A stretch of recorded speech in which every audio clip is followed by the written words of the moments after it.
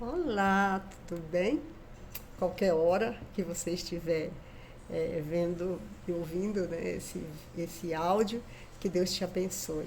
Nós comentaremos sobre a lição de segunda-feira, como o nosso propósito aqui é, no YouTube. Vamos lá.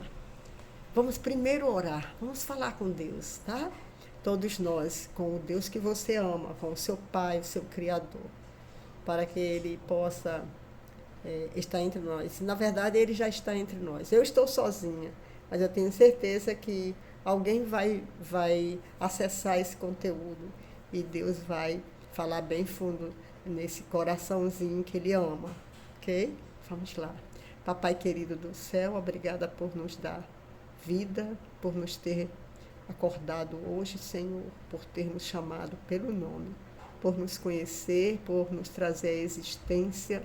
Obrigada tanto, tantas coisas que fazes por nós que não podemos enumerá-las, mas tu sabes, Senhor, que nosso coração em ti é grato por todas as tuas bênçãos.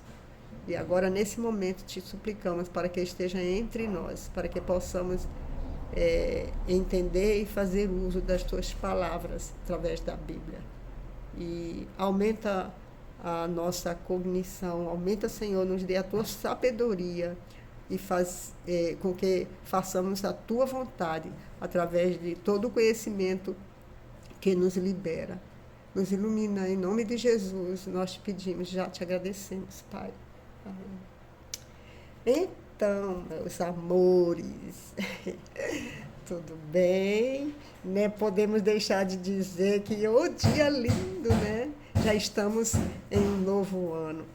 Já estamos aqui felizes por começar uma página agora, uma página para 2026. Ela está em branca. Ela está totalmente limpa. E agora vamos colocar a justiça de Deus nela, porque ela vem através do nosso pensar, na nossa comunhão com Deus. E também vem do nosso coração e vamos escrever, porque somos protagonistas de nossa própria história e sabemos em quem confiamos e já decidimos e nos entregamos a Deus. Já fizemos uma escolha que é Ele quem vai dirigir os nossos passos, que é o nosso norte, que é a nossa vida, que é o nosso tudo. Deus é tudo. Então, vamos lá, começar a copiar a nossa história, começando pela primícia da vida, que é o nosso Pai, o nosso Deus. Vamos lá. Bem, segunda-feira é o dia que nós geralmente, né, comentamos. Então, nós estamos aqui no tema, né, perseguidos, mas não abandonados. Esse é o tema da lição que foi, vocês vão ver o contrário, mas da lição que foi dada a nós na semana que passou. E essa semana o título é Razões para a Ação de Graças e Oração. Ok? E o verso para memorizar é: estou certo de que aquele que começou boa obra em vocês há de completá-la até o dia de Cristo Jesus. Filipenses 1:6. Bem, houve já a comunhão no Evangelho, né? Que temos que ter comunhão. Ou seja, você tem que ler a Bíblia, você tem que se inteirar nos assuntos que Deus quer. Como que Deus pode atuar na sua vida ou na minha se a gente não lê a Bíblia? Às vezes a gente quer uma transformação e uma transformação autônoma. Longe de Deus é impossível. E a palavra de Deus já está escrita. Já está para nós. É aqui. Essa é o que todos nós sabemos, né? onde nós buscamos conhecimento e sabedoria na palavra de Deus. Então, segunda-feira, dia 5, vai falar a respeito de pedidos de oração de Paulo. Isso, pedidos de oração de Paulo. De repente a gente pode imaginar que Paulo, o apóstolo Paulo, do Novo Testamento, pediria em oração, numa situação onde ele se encontrava, situação cuja vida estava presa entre celas, dentro de celas, né? Então, não é curioso? Pois é. Mas assim, nós temos, quando a gente lê a Bíblia, nós temos esse conhecimento. Ora, Paulo estava preso. E quando fala que ele orava, no mínimo a gente pensaria, ele oraria por si, né? Para que ele pudesse ser liberto e para que ele não pudesse ser um ser que estivesse sofrendo, né, torturado e tudo mais, o que acontecia, né, nas prisões e tudo mais, visando a sua própria vida. Então, essas orações seriam em prol dele. É o que pensamos, né? É o que vem à nossa mente, correto? Bem, mas a Bíblia não revela muito essa oração, esses pedidos de orações, que nós podemos dizer assim, entre aspas, né? Que, como descreveu um pastor e comentou sobre orações que giram em torno de nós mesmos, focadas apenas em nossas necessidades ou desejos. Esse pastor, ele as descreveu de forma apropriada como orações um pouquinho egoístas. Então, ele ressaltou que Deus tem planos maiores para nós. Esse pastor desconhecido. Então, leia a oração de Paulo em Filipenses 1, 9 a 11. Vamos ler. Filipenses, capítulo 1, versos 9 a 11. E peço isto, que a vossa caridade abunde mais e mais, em ciência e em todo o conhecimento, para que aproveis as coisas excelentes, para que sejais sinceros e sem escândalo algum, até ao dia de Cristo, cheios de frutos de justiça, que são por Jesus Cristo, para a glória e louvor de Deus. Olha que oração, né? Então, o que essa oração nos ensina? A oração de Paulo. Que o foco aqui era o crescimento espiritual. Paulo aqui pede amor com discernimento, vida pura e frutos de justiça. Então, na oração, busque transformação para si e para os outros. Essa pergunta está respondida, ok? A oração de Paulo está completamente voltada para os outros. Percebe? Não é uma oração sobre ele, ou só sobre ele, só sobre seus medos, só sobre seu estado, né, emocional, espiritual, físico, né? Pensando aqui já na sua limitação, que estaria preso e tudo mais. Um homem que era do Sinédrio, podemos dizer, um homem acostumado com o que tinha de melhor da época, dinheiro, um homem militar, podemos assim dizer também, ou que conhecia as palavras e que era muito inteligente na época. Ele era como se fosse, podemos dizer, um advogado que trabalhava com palavras que falava bem, que articulava bem pensamentos, palavras, estratégias, uma pessoa acostumada com uma sociedade nobre da época. Não é de se admirar, não é interessante? Pode-se dizer que realmente ele estava em comunhão com Deus. Um homem que na época perseguia como militar ou como uma pessoa, uma autoridade, né? Eu não sei exatamente como que palavras, né, usar agora para falar sobre a pessoa de Paulo. Esse o que eu estou te falando aqui é o que eu conheço. Se tem mais sobre ele, ótimo. Se você sabe mais sobre ele, pode até comentar, me ajuda, coloca aí nos comentários, que eu vou até aprender. Então, vamos examinar mais de perto alguns elementos da oração de Paulo. Amor que aumenta mais e mais. Então, Paulo não orou simplesmente por mais amor, mas, ou porém, por um amor que produzisse conhecimento e toda a percepção. Se você vê Filipenses 1:9, ele diz: "Eu peço isto, que a vossa caridade abunde mais e mais em ciência e em todo o conhecimento." Esse conhecimento vai além do conhecimento intelectual.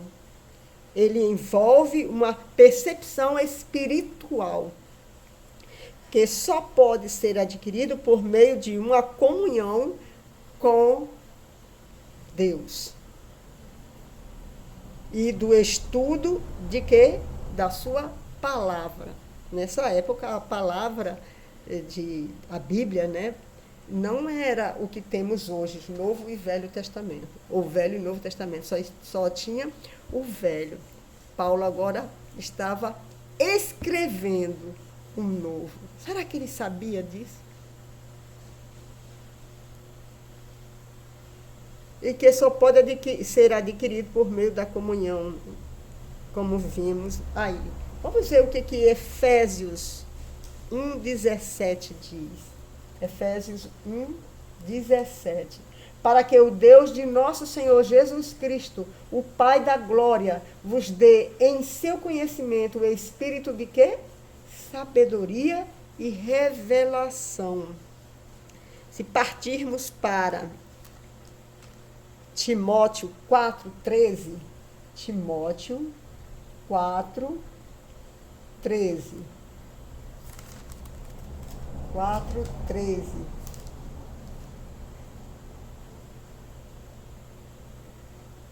Primeira Timóteo 4:13.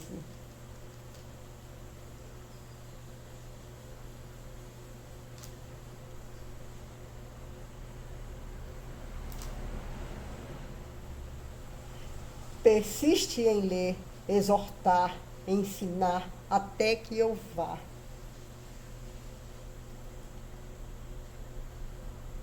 Fidelidade e diligência no ministério de Paulo.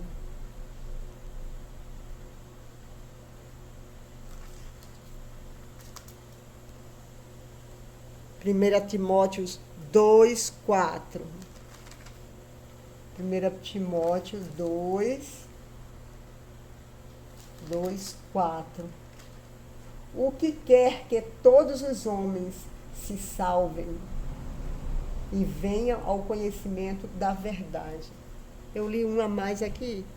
Eu li que nem 4:13, mas é de Efésios. Efésios 4:13. Talvez tenha sido o próprio Deus que tenha mandado. Efésios 4:13.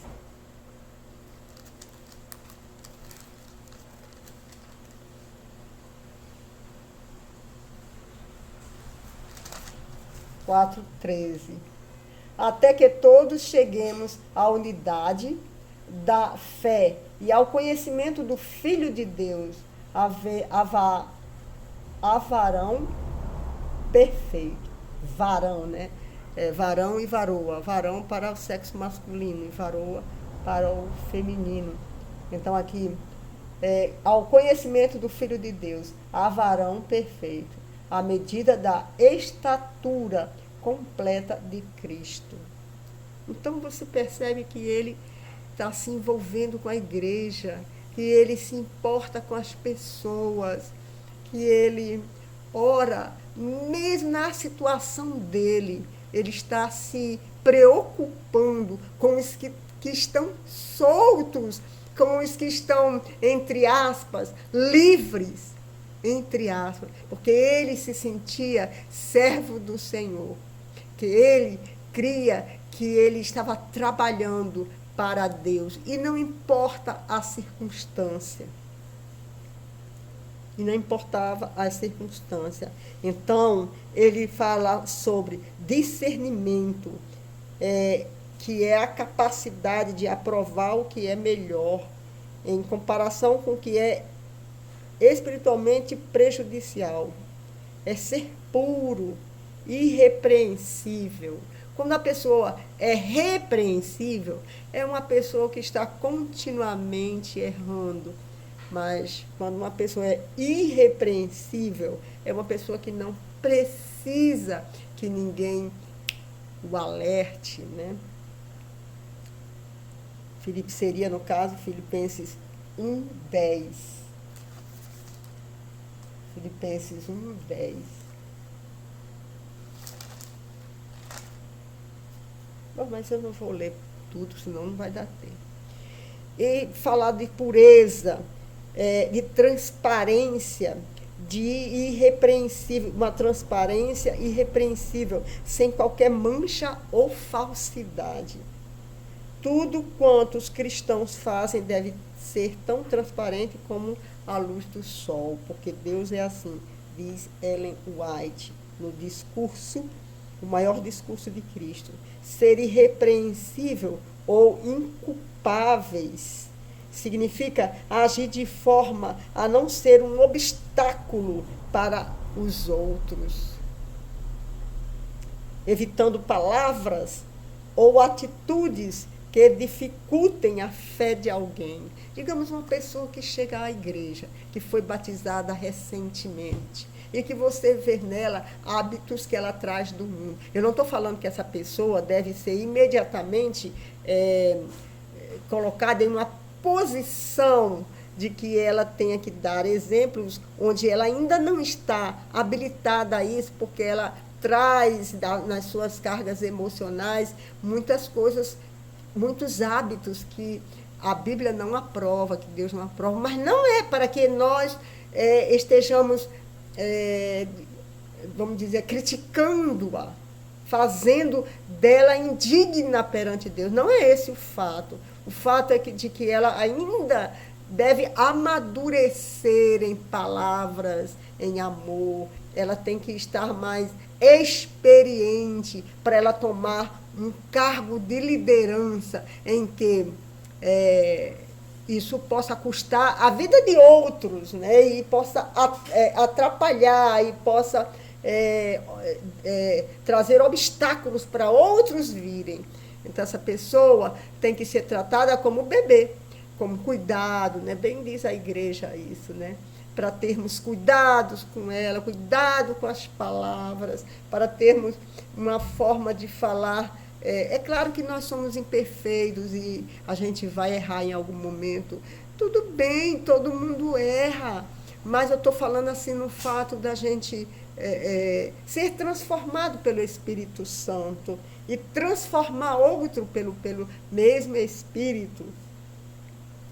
Então, meus amados queridos, é desse jeito que Paulo estava se referindo à igreja, né? A igreja, com cuidado, onde ele estava se colocando como testemunha de Deus. Significa agir de forma a não sermos obstáculos para os outros. Olha só a oração de Paulo. E ele estava preso. Ele estava sendo torturado certamente. Sabe, meus irmãos? Só em estar preso já é uma tortura. Então, devemos evitar dificuldades para não atrapalhar a fé de alguém. Justiça por meio de Cristo. Paulo abordou esse tema nas cartas aos Romanos, aos Gálatas e aos Filipenses 3. Não temos justiças em nós mesmos. Não espere isso. Não se sinta melhor do que o outro. Não se sinta, porque você não é. Nem eu, nem você, nem homem algum.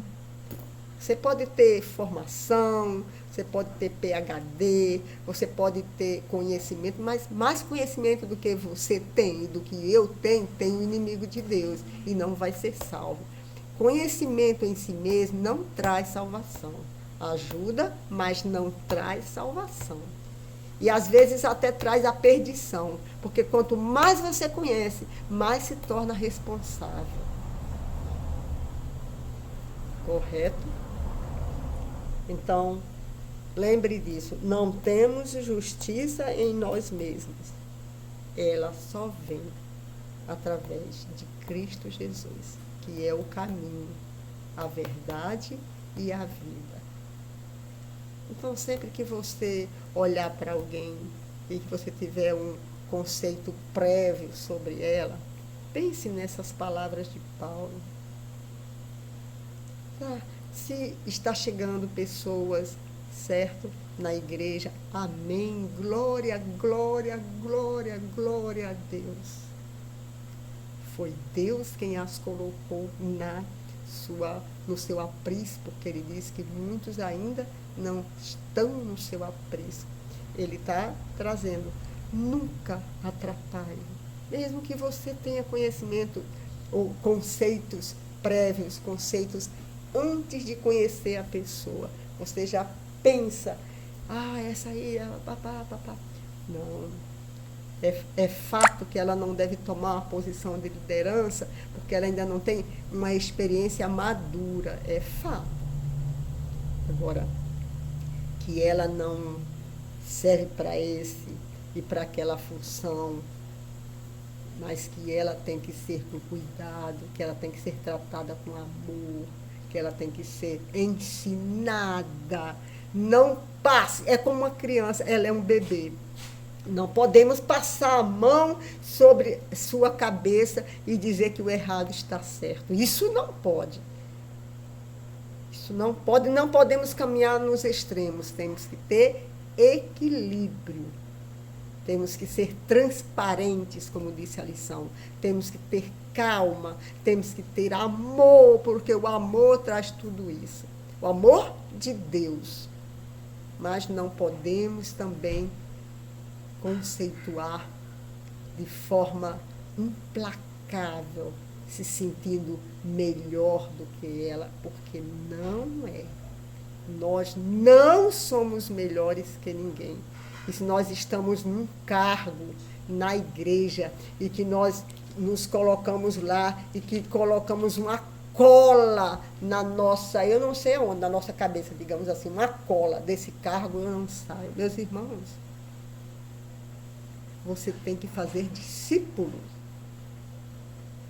Você deve se sentir bem em fazer discípulos. Eu sou professora, graças a Deus. Já fui técnica de enfermagem 27 anos e agora sou professora, graças a Deus. É duro, meu irmão. É duro você ver as crianças hoje em dia. Irmãos, as crianças estão administrando a vida de seus pais. Intelectualmente, não. Intelectualmente está uma desordem, mas administrando a sua vida com relação à educação, à formação, que é pior. Isso está certo? A educação saiu do caos para um caos maior, envolvendo as crianças. Temos que ter equilíbrio. Criança ainda é criança. E você? Tem que tratá-las como crianças, ensiná-las. Como chega os cristãos na igreja, tem que ser tratado da mesma forma. Eles são aprendizes. Muitos deles não. Muitos deles já chegam com a carga madura, por incrível que pareça. Por incrível que pareça. E eu ainda vou dizer mais. Hoje nós temos muitas ferramentas. Muitas ferramentas. Ou seja, muitos sites virtual. Virtual são máquinas que foram programadas, mas elas são mais fáceis de lidar do que os próprios seres humanos. Isso é terrível. Terrível. Que Deus nos abençoe e nos ajude a cada dia melhorar e ser transformado para transformar, sermos testemunhas de Jesus Cristo.